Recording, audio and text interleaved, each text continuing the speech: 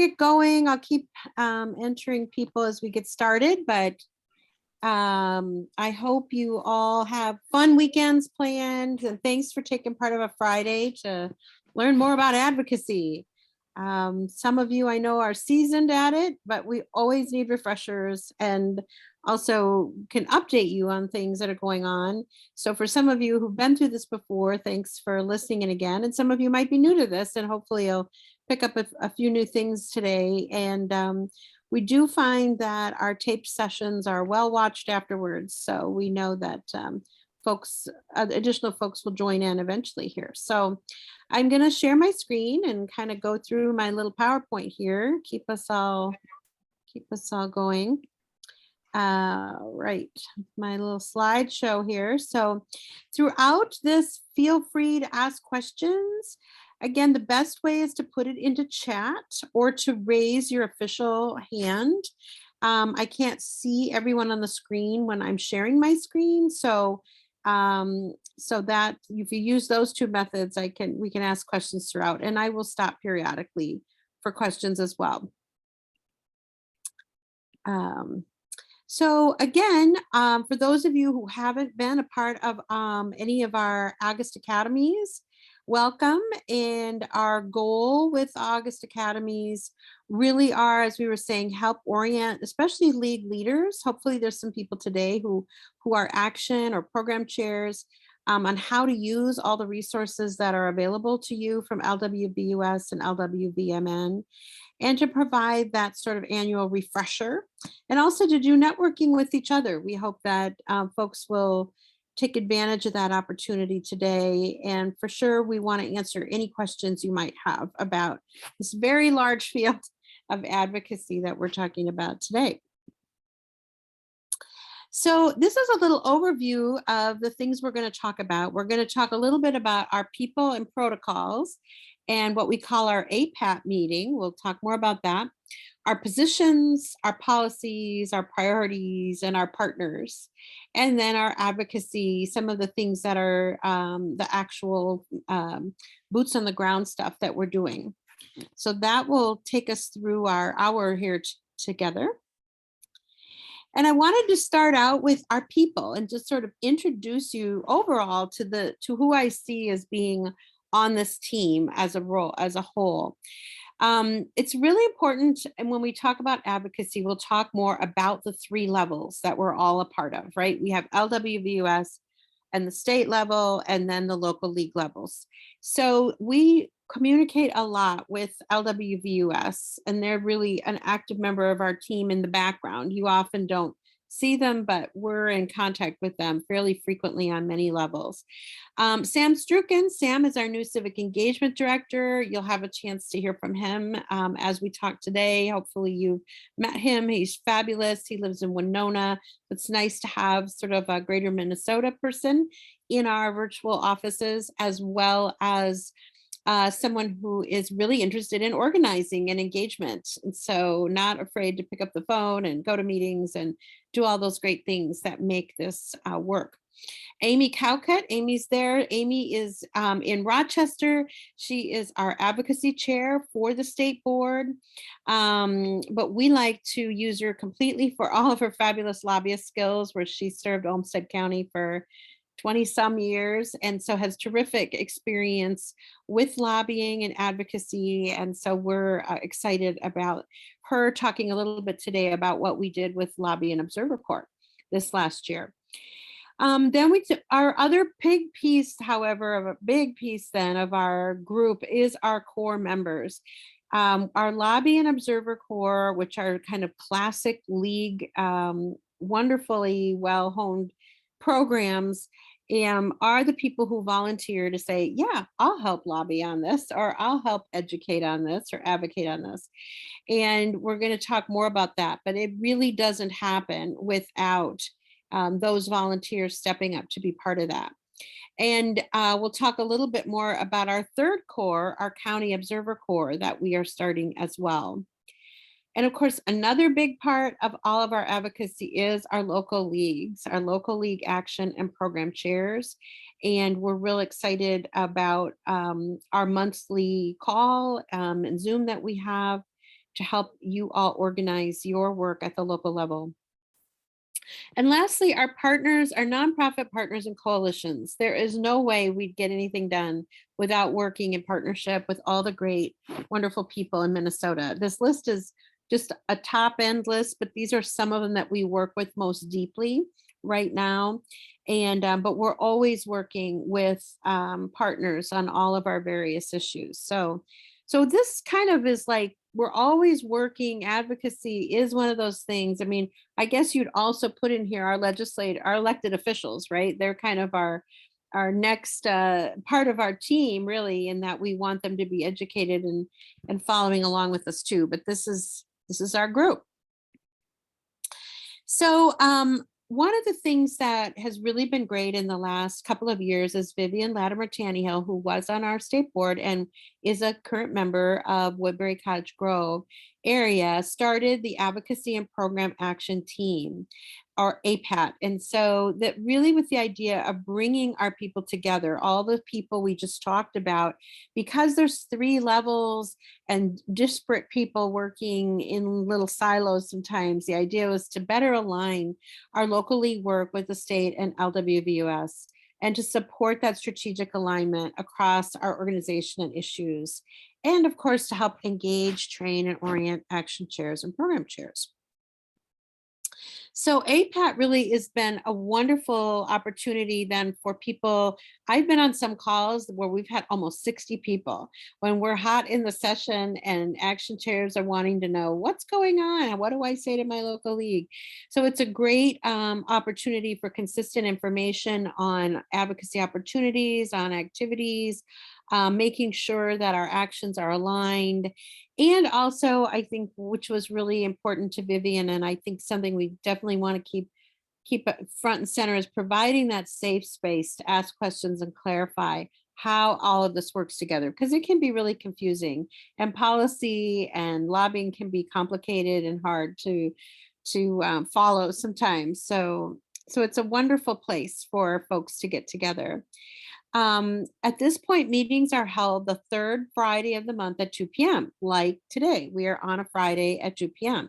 Doesn't seem like a popular time, but it was actually in the original group was via a doodle, the only time everyone could get together. But like all meetings, we do record them and make them available. We have notes available. So if people just really can't attend, we certainly get the information out to people. So put those on your calendar and we can invite you to those.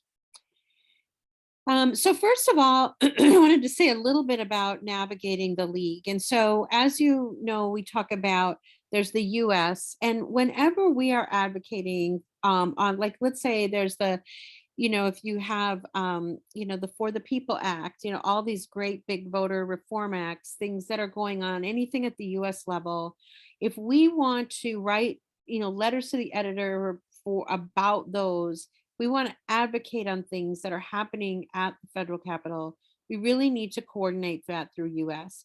And the reason for that really is because there's lots of things happening, right? Lots of balls in the air, and we want to all speak with one voice and be on the same page.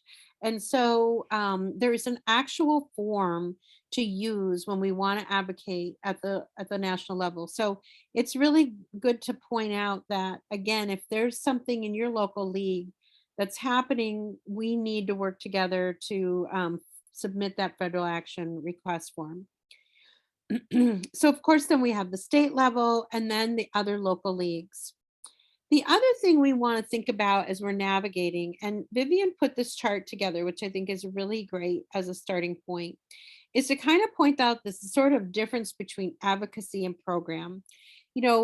We think of program, when we talk about program, the League of Women Voters has a program, right? Our program for action are all the studies and all of the positions we take as a result of those studies. And that's the program for action. But a lot of people in local leagues get appointed to run program. And your program is more like, adopting your annual program at your annual meeting and conducting studies and doing consensus and like taking action, like the programs that you do. And so we want to make a little bit of a distinction that program is really about all of the education things we do, the studies we do, looking at, how we want to sponsor events. But advocacy itself then becomes a little more in depth, right? That's our actual lobbying, where we have to pay attention. When we lobby, we anything we do at the state level, we have to track that for the campaign finance board. Developing policy briefs, conducting analysis, doing forums to educate our policymakers. So we have those kind of two heads to think about, and it's good to remember that. And Vivian also put this together, and I thought this was a great, like in her and League of Woodbury Cottage Grove. There's really sometimes people share all of these activities, but you want to think of them a little bit differently. Like the program chair often will be, when you look at it of them actually facilitating a lot of the programmatic elements of things versus the advocacy and action chair. And what we find is a lot of local leagues don't have a real advocacy and action chair. Somebody says yes to being a program chair and then realizes, oh, wait, that includes advocacy. So it's good in your local leagues too to kind of sort that out. Like, what do we mean by program? What do we mean by advocacy? Whatever you call it is fine, but it's good to define, remember, we've got these multiple layers of things that we're working on, and you want to make it clear. Um, okay, so then I want to go and start then again about our positions, because it is probably one of the most common questions we get is, hey, can we act on this? Is can we write a letter about this? Can we lobby about this? And our positions are all listed here, as you can see. And I put the links in to show you, because you can see these are all on our website, like under where we stand, our positions. Here's the impact on issues, which is the really big guide from the LWVUS. Anyone who is a program, an advocacy or action chair should really download this book and be aware of it, because they do a great job of explaining studies, how we do studies, what's a consensus, what's a briefing paper, how does this whole thing work, right? For you at the local levels, because those anything at the state level, of course, will happen through our board or national level. But at your local level, there's lots of things you can do to study, to do studies. We have lots of local leagues doing studies right now on all kinds of things. Our CMAL, our Council of Metropolitan Area Leagues, did a recent study on county governments, and it was a fabulous study. And so there's, it's really good to keep that going. And then our program for action here is we had to update it this year because we had some updates to our firearms policy, and we had some updates. We have a new consensus with the medical aid and dying, or dignity and end of life, dignity of care. So those things are now in here. So all of this is, I won't scroll through 43 pages, but sometimes if you're really wondering, well, gosh, can we act on that? Um, it's really good to go back to our program, and good to remind your local league members that these are all the positions. In this guide itself, we talk about what the US position is and the Minnesota position. We don't do a lot of local league positions. Some local leagues can go further and say what their local position is based on a study they've done, which is really fun. So your local league undoubtedly probably has taken done some studies and taken some positions that wouldn't be in this guide, which is just US and Minnesota. But it really is interesting when you see these, you'll see, for example, election administration. One of the things I really love about looking at this is it's like this really cool history of the league, right? What were we doing in 1961? Well, it looks like we were studying election administration. Ta-da! You wonder why we're so ahead of things.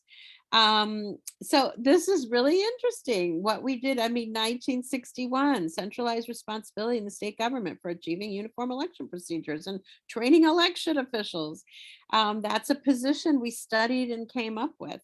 So it's really fun to look through these and see how old some of these positions are, but also to see that again, while our positions, while the partisan politics and politicians have changed a lot in what they believe or don't believe, or take on or don't take on. Our positions haven't. We've got a lot of our positions are really old, and so it's really interesting. I think one of them that is interesting for Minnesota, just as an FYI, this initiative, referendum and recall, Minnesota did a very extensive study in the 80s, and we have that study online on our website. But we're not, we right now, we do not, our position is we do not want, um, have or want a position. We are against having referendums, and having those kinds of initiative, a petition initiative. And it's interesting to read it because it was during the time when Al Quie was governor. It was actually the Republicans were pushing for the petition initiative for some of the things they couldn't get done in the legislature. And at that time, we studied it, the league, and said, we're not that's not something we think should be done for all of these reasons. We want to keep the locus of control in the legislature itself with the representatives of the people. So, it's interesting as we go through now and have so much difficulty in getting, if we things passed with the if we end up with the split legislature again, maybe we'll want to rethink that. So those are some things that we can look back at our positions, see what they are, and and look at, do we need to update them? That's where firearms came from, right? Like, definition of firearms. Well, guns are different. I mean, they just literally are, right? Things like ghost guns, people being able to put their own gun together. Things change, so our positions need to. So this is really, it's really for action chairs. I also think it's a great, like, literal program to do with your members, is to take time and have people walk through this. Maybe even at every meeting, I think it would be great to find a position that the league took on something that's current today and review it and go back and see if you can find the state study. We were not able to find all the state studies. I know they're all there, probably at the Historical Society if you go back too far, but we do have a lot of them here. So under studies and publications, we did, with some interns, do a very exhaustive list of all the studies that we found in our archives. These are, I mean, look at all these local studies, and I would imagine most all of these are kept at some historical society. These are the local ones. And then you go down to the state level. So, and we have linked onto those. Here's that initiative, referendum and recall study. We have linked to all of those that we were able to find and copy here, which are many. Look at all that. Isn't that fabulous? So I think it would be just a great, fun opportunity for leagues to go back and say, what the heck was the agriculture study? What did we learn? What happened there? Because they're really impressive, again, with regards to all the things. Of course, our lovely bee study and all this good stuff. So spend some time in the issues, because it is really interesting to see what's happening out there. All right. I love talking about our positions. So the next is our policies. And so another big one of the P's as we're doing our advocacy is to look at all of the sort of agreements we have around the advocacy we do. Policies and law, like laws, really what they are agreements we've made, right, between ourselves or other people and our members of how we're going to do our business. And We put all of our board approved policies on the website. So we're very transparent about how we run and what we do. And we have these advocacy action and program policies that define how we pick our coalition and partners, how we stay nonpartisan, right? In advocacy, this is the hardest part right now, right? Of how we stay nonpartisan in advocacy. And of course, right now, the biggest piece is we always are for issues, but we never want to combine our voter registration and voter outreach with the issues we have. We keep our voter service and our advocacy separate, especially during this time when we have candidates and are discussing candidates. So this is all in our policy section. Lots of good stuff there. What I will also say in the policies, the nonpartisanship is such a big piece, but so is, let's see, sorry, I'm gonna go down to member resources as well here. And almost everything you ever want to know is also on member resources. We'll talk about this again, but while we're here, I did want to point out that two things that are really, really great, again, are these under league admin, actually, it is the PowerPoints on nonpartisanship and the PowerPoints on DEI values that were done at LWVUS Council in 2021. They're really great for using, for educating about those important things. Like, how do we integrate DEI and nonpartisanship into our action and advocacy? These are really good resources for you. Okay, so from there, we go on to our priorities and partners. Again, where we stand, our priorities and partners. Every year, then we as a board look at, well, what are our legislative priorities going to be this year? And this is really one of the hardest things, right? Because we have so many issues. There's so many things we could focus on. We really ultimately, our priorities that we list here are those that we as a board and staff are going to take, allocate resources toward.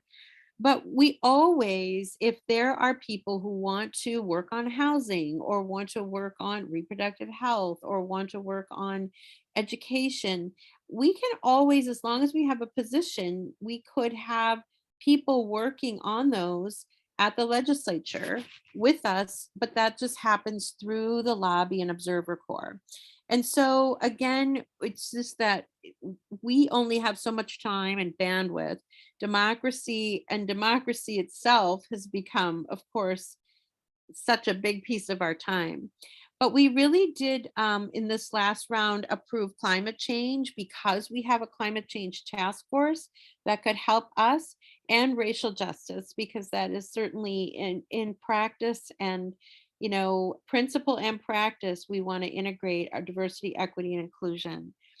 So our statewide priorities also, obviously this last year, the biggest priority for us was redistricting. That was one of our biggest focuses here for us this last go around. We have specific coalitions and partners. We really need to update this. We've got a lot of new partners that we'll be working with, but anyway, we do state what our priorities are for the legislative session here. All right.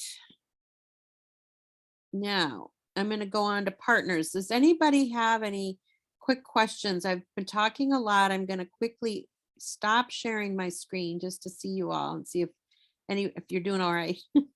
Any questions so far? Yeah, Wes.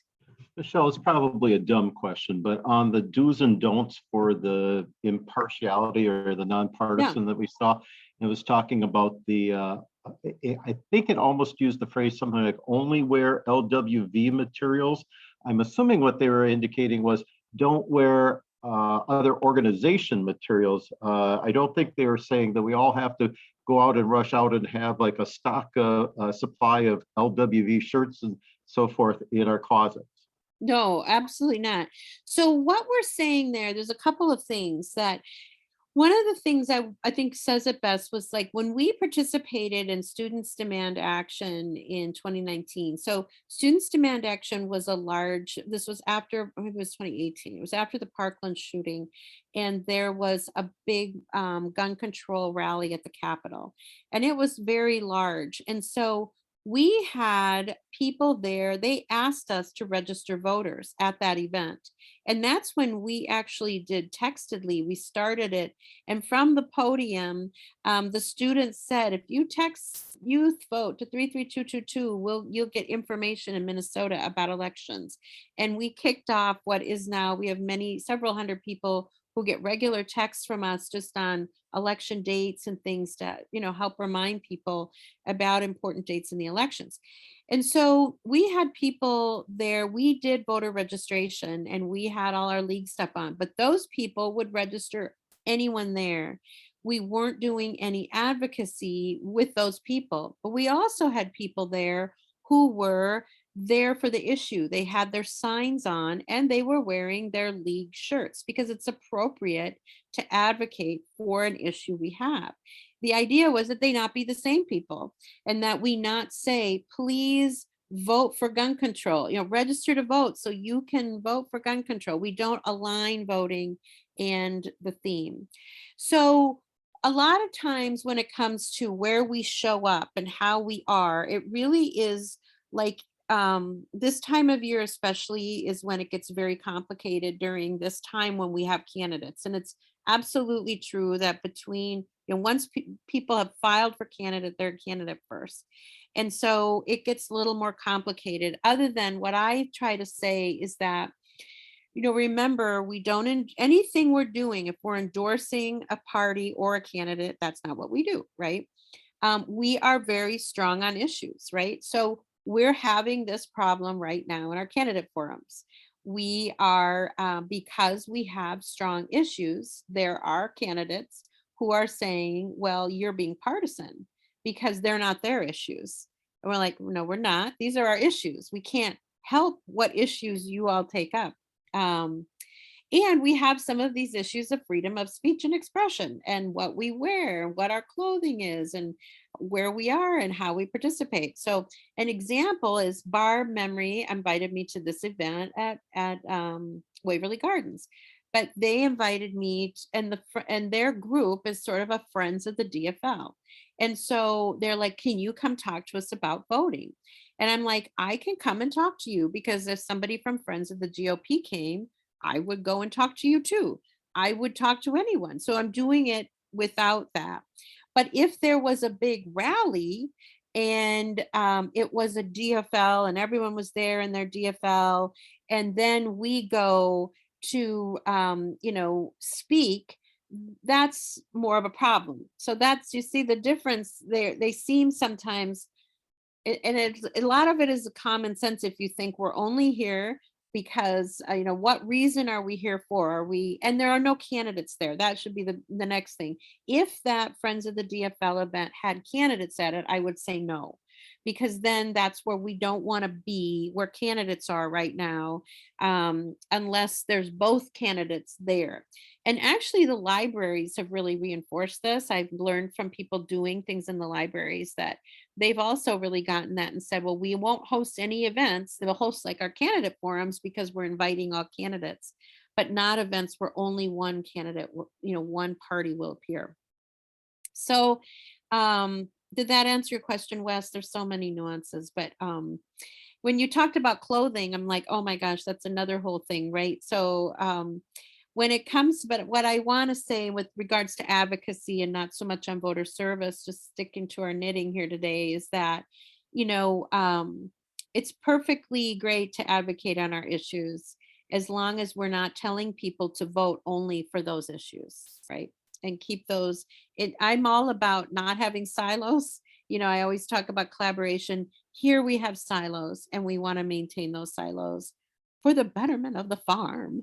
So there's your farm analogy of the day. Okay. And it's tough. We've spent a couple hours just today trying to resolve some issues. I mean, it's tough right now because people have a lot, um, a lot that they are dealing with. All right. Okay, so partners, our partners, our partners. Let's see if I've oh, let me go back. Okay, I think I went a little too fast here. So going back to priorities just quickly. Also, we have the US legislative priorities. They pick their priorities, we pick our priorities, and you can pick your priorities, all the things we've talked about.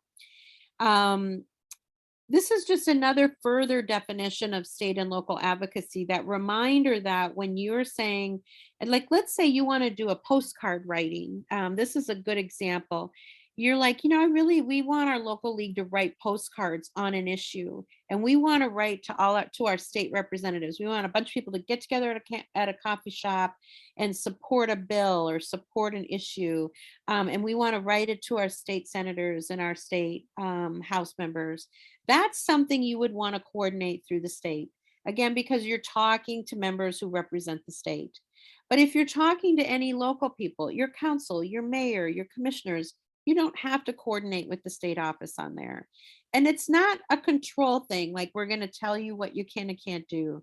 But there are all things, there's no way we can all know what there is to know, right? So coordination, collaboration is really important when we're talking about advocacy, because there are strategies, there are certain times when we're working with representatives or senators that we have special things going on, and we're like, oh, let's wait, can we not do that right now because of this or because of that? So this is a nice little chart to remind you, however, you and local leagues have a lot of people you can be talking to and advocating with apart from just those state legislators.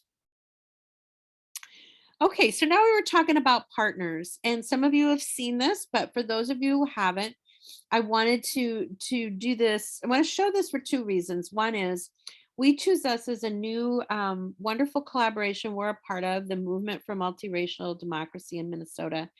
And it's really going to provide a very solid foundation upon which we advocate at the Capitol around issues on governance and elections and voting.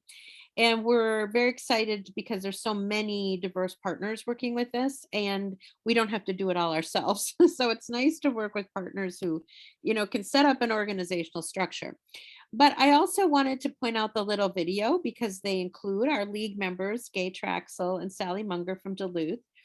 And I love this little video because it also represents some storytelling that we're going to start this fall ourselves, of some of our own league members and what they're doing. So this is a preview of things to come that we hope to help better tell our story, because at the end of the day, that is what advocacy is it not? It is telling our story to someone. We have something to say, and we want them to hear it, and we want them to do something about it. And so I think, could really benefit from some more powerful tools. And I love what they've done here with this little video. I'll show I'm you. Sally. I'm Gay. My name is Kimberly Jones. My name's Luke. I'm Aaliyah Haugen Aaron. I'm Celine. Hi, I'm Sophia. My name is Fatima Jama. My name is Fatima Yukas.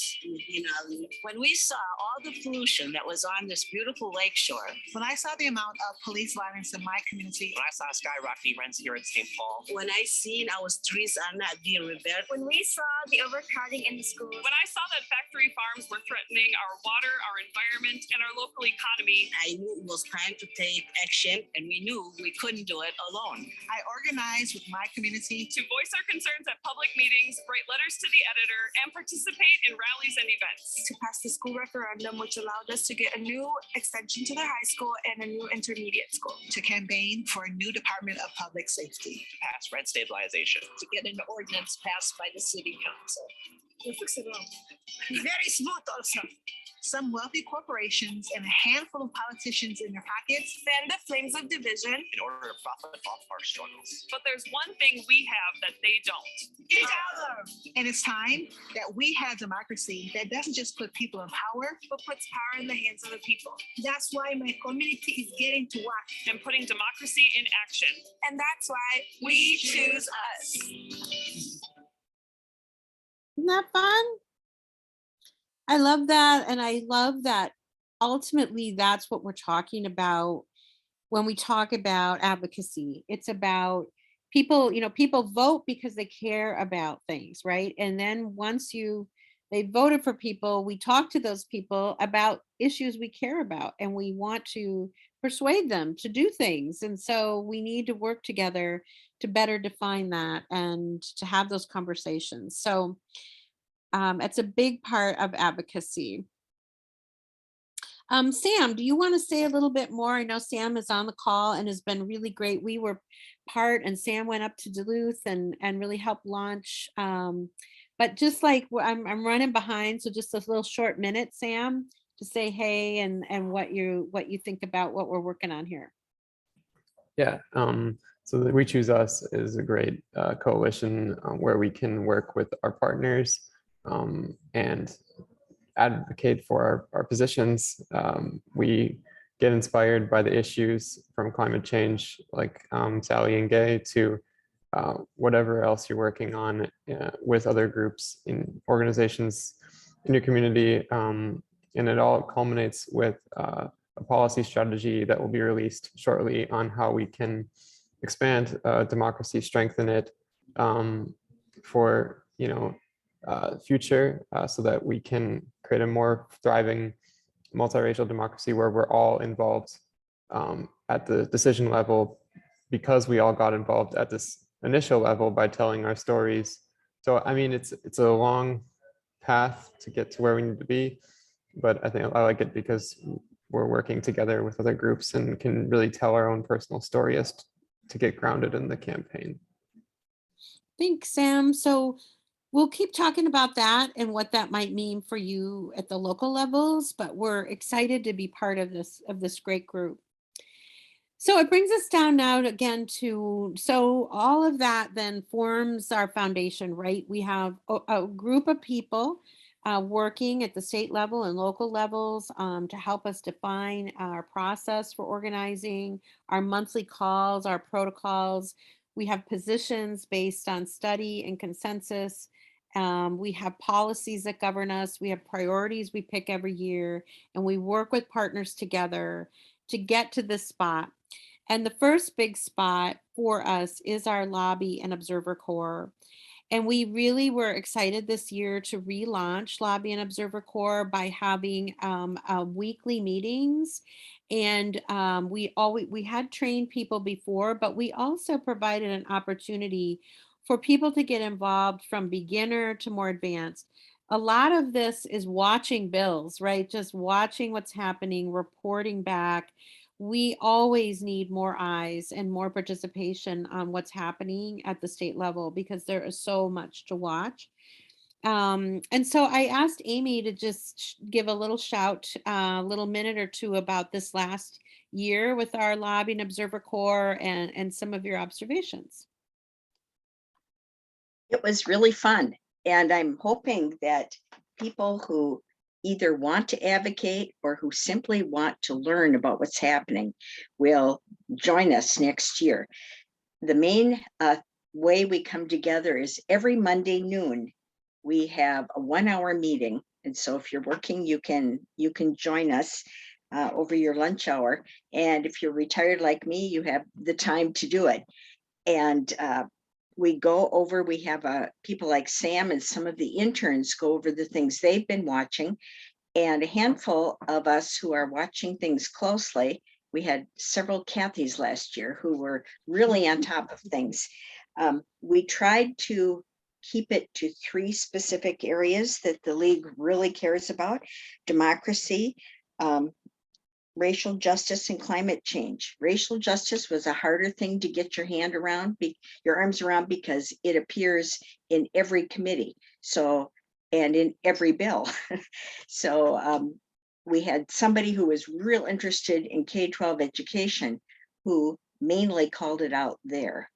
And I followed the climate change just because I was so interested in. And I would suggest this to people who just want to learn about a topic, because all of these hearings, when bills come up, they bring people that are noted in the area to come and speak on it. And I learned so much about what's going on in climate change and how various ways of addressing it just by following the House Climate Change Committee and the Senate one. And of course, they had really different ideas on how to address it, which you really got a good overview. The Monday lunch meetings is we bring back the things we've learned and discuss it, and we look at what's coming up the following week, and we try to get, sometimes we had as many as 30 people attending, try to get people to sign up to follow certain committees, and then either report back the next Monday, or what Michelle and of course Sam and before that Nick wanted us to do was to fill out the forms about what we saw at the committees. And the good thing about that is, and then they have something to send out to all the state leagues and say, this is what happened and here's what our position is. There are hundreds and hundreds of bills. There are dozens and dozens of committees. So we not only looked at where our interest was as a league, which was democracy, racial justice, and climate change, but if we are honest, we look at where not just where our interests are, but where legislators are interested in hearing from us. And that pretty much puts us down to those democracy things. That's one place where we, even when we're with many other organizations, we are really the go-to organization that needs to speak on all the different things that have to do with voting and redistricting, et cetera. So we really wanted to put a lot of time into that, and we really needed to, because there were so many awful things that were being suggested. And we are glad that we were able to stop that. And sometimes we pull out the big guns and bring Michelle in to do a speech before a committee. Sometimes we just are following it, and we tried to get people in local leagues to please contact their members who are on these committees. And we had great help from Sam and some of the interns who would find out who are the key members of some of the committees taking up those democracy issues and which leagues are their constituents. And then we would reach out to those leagues and say, please, please, please contact these 3 senators or these 4 representatives, because your people actually vote for them. So they're going to listen more to you. I just think it's a great learning opportunity for people in that Monday meeting where we discuss what those of us, I was watching climate change. Kathy Tomsich was certainly watching the democracy stuff. And we had a couple of people that were watching the education bills. And it was really intriguing to hear what they saw. And we've decided, I think, Michelle, didn't we, that we were not taping them because we were being a little bit honest about the legislators. We had to be crazy. strategize a bit, right? And so thank you, Amy. I mean, her leadership is so invaluable in this. And she talks about watching, and I want to say the power of this. I mean, the point is you may not think of yourself as a lobbyist, but there are key meetings that come up. And a lot of times they're sudden, right? There's like, oh, this is coming up. We didn't know about this. And we really, things that come up, you wouldn't know if you're not there, right? I mean, there's never been a more important time to just observe. If so, we can find, oh, do you realize what Representative so-and-so said at this meeting? I mean, there's no way I could watch all the meetings, but thanks to some of our observers, we were able to find there was really some things we had to address. And the so best it's thing, really it was important. all on Zoom. So Yes. you did not have to find the Capitol parking lot. You didn't show up at a meeting that had suddenly been disbanded. Right. You didn't have to track legislators down in the hallway. You simply sent them emails and watched them on Zoom. So it's something that all of us can do. Excuse me for interrupting. No, good. Yes, Jane. Yeah, I've got a question. Is the summary of the observations that you have, is that available anywhere to read or look Yes, I'm glad you said that. I'm going to show you right now. Oops, I didn't want to get out of my screen here, but I'm going to show you. Let's see. I think I'm trying to get to my exit my find my little thing here. Sorry, I'm trying to exit the slideshow and show you. We have, when you go on here, we have under advocacy and action, we have what's called our capital letters. So we have all of our action alerts. So that's one of the things that we have. And then, sorry, all these little screens here, I'm trying to get up here. But when you go on to, and we do put out regular communications with our capital letters and with our action alerts, but we post all of those in our Minnesota voter blog. So our capital letters are right here, and what the capital letters are, and we did them, I mean, as you can see, pretty much weekly, thanks to the interns we had. And so a capital letter, opening that up, is all of the reports, people talking about, oh, this is what's going on with drought relief and high-speed rail. And I would read these and go, oh my gosh, I had no idea. You know, I mean, it was just really it's great stuff. And so in short, yes, we do. We love to remind folks about what's going on. And it's something that I think when we want to make sure that our members subscribe to it. A lot of times people get things and they unsubscribe because they are like, oh, why am I getting all this email? But we always try to remind our presidents and action chairs during the legislative session to make sure that people do, you know, subscribe. We have, you know, even if you're not a member, you can subscribe under our subscribe button to capital letter right here, action alerts. These are specific listservs we have if people want to learn about certain things. We have about, almost over 200 people who get our climate change task force specific mailings. So we try not to just email everything to everybody all the time. We do have some of these subscriptions as well. So yes, going back to the slideshow then. Great question. Loading up. Okay. So lobby and observer corps, action alerts. Action alerts are big and we made huge strides this year.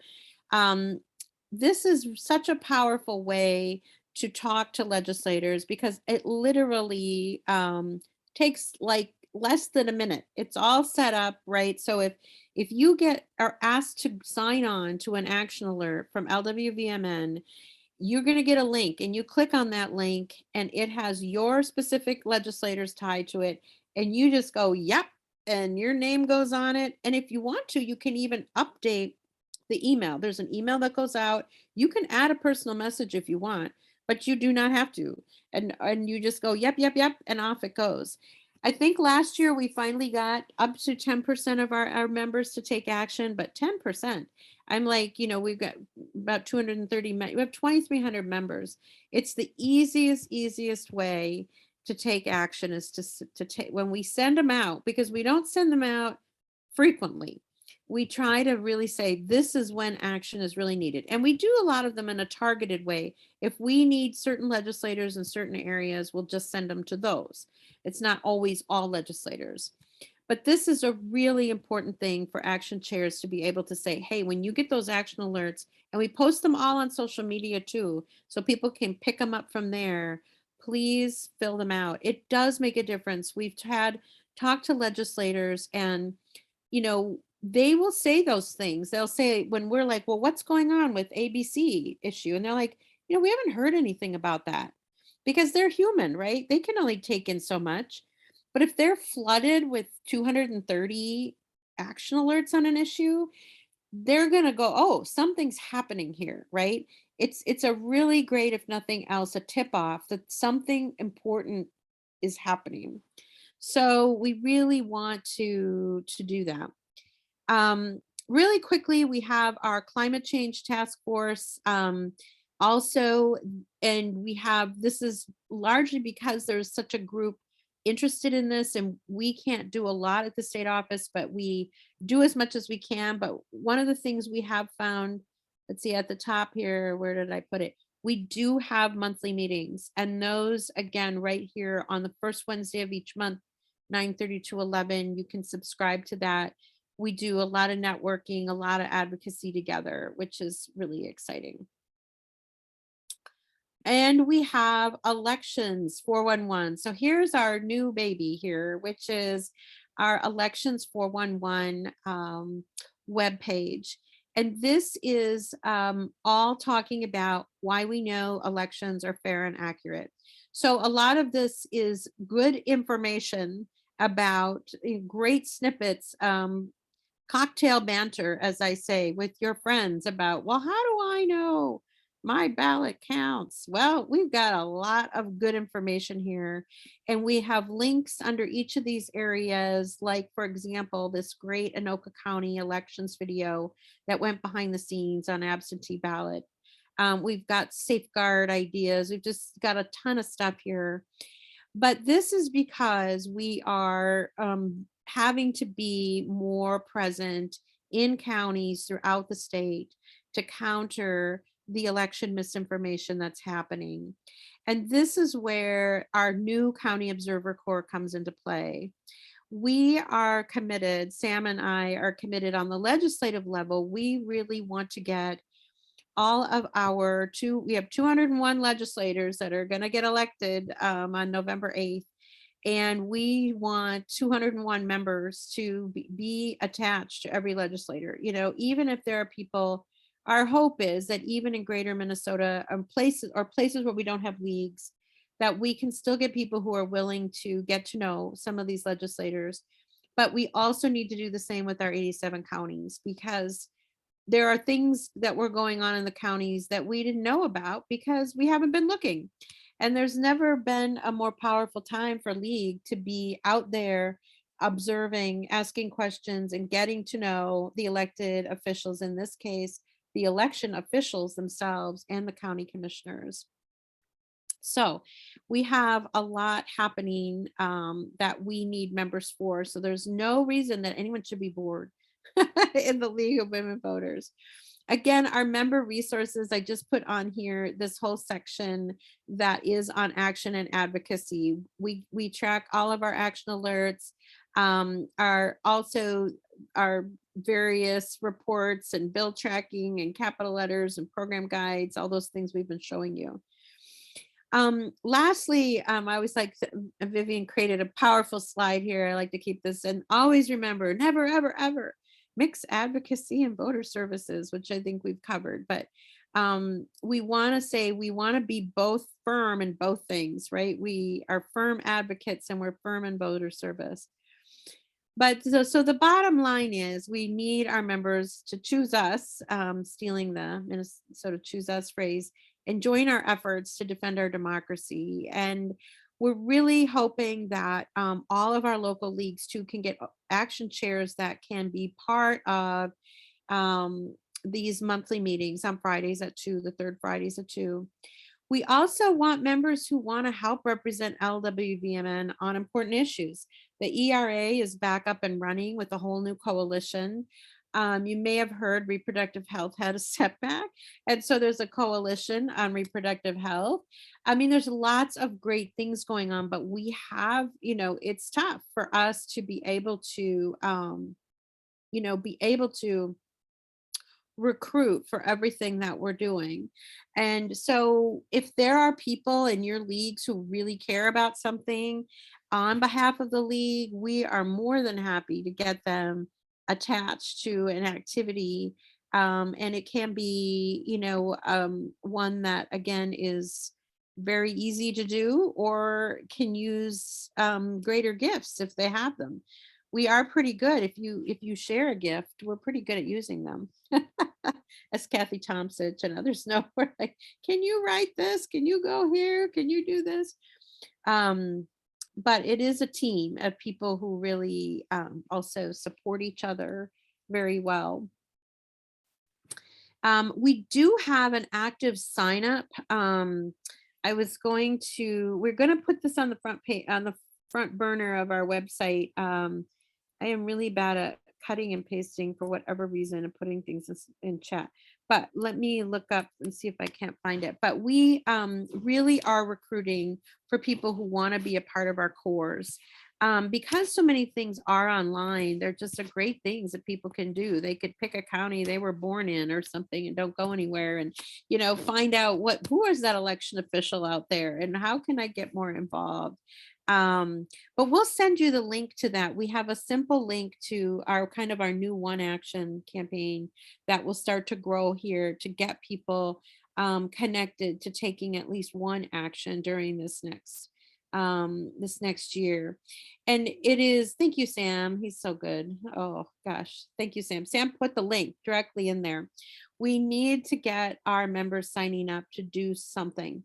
Anybody who's feeling like, as they say, you can agonize or you can organize. And that's what we're trying to do. It's really just 10% of our membership. If 10% of our membership agreed to follow and get to know one person, one legislator, one county election official, we would have a terrific network. We really need to go sort of back to the knitting on advocacy, which is education. We find that so many of our elected officials on all sides of the parties and those who are even putting up legislation don't know about our elections and how they work, or how we have new big issues coming up, right? Electoral college. There's another whole new Supreme Court case coming up on the issue of state legislatures and their power to possibly override county election electors. I mean, there's no stopping what we need to do right now. But on the hopeful side, by building relationships with those people who will make those decisions here in Minnesota, right? All of our election decisions, for the most part, so many get made at the county level. We have a lot of power to place there. And at the state level, you're going to have a whole new slate of people. I mean, we've got incumbents coming back, but there's going to be a lot of new people. And if we can be the people they can come to and know they can trust for good information, we could be so much more successful in our advocacy as a whole. So I hope that gives you an overview of all the things you can do, things that, again, the idea is not to do everything. You pick to what is your league interested in. There's lots of, what things can happen. And if you have any, coming to those APAT calls on Friday are really key, because we do share a lot of resources. Sam and I are available, to speak, to talk, to help you think about what to do at the local level as well. So any other questions or comments before cocktail hour on a Friday? Yeah, Amy. Will you send out reminders like the Thursday before this meeting to those of us who came to this, so that it takes me a long time to find where the link is, because I know as soon as I sign up for something, the link comes and then it's where does it go? Yeah. I can't find it. Well, the good news is, the very good news is actually that we now have a brand new calendar, and we will be able to put those meetings up on that calendar with the link for the regular meetings, because we don't require registration for those meetings. Like something like this, the August Academy, we do, but so Sam sent you to a document. It's our Defenders of Democracy volunteer interest form. It's on the chat. But it is very simple. It's just like, hey, what one of these 4 things might you want to do? Let us know who you are so we can let you know more about those opportunities. So, look around, get people to sign up, and we hope to see you on the advocacy front this year. We will have a good brainstorming session after the election to plan our legislative session as well. You'll hear about that.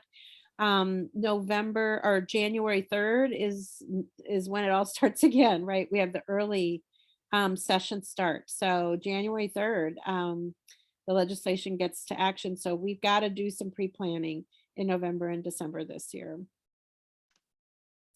All right, great. good to see you, everybody. And you'll be getting links to this and to the PowerPoint and all these resources within the next week or two from Kristen as we round up. Okay, take care, everyone. Bye-bye.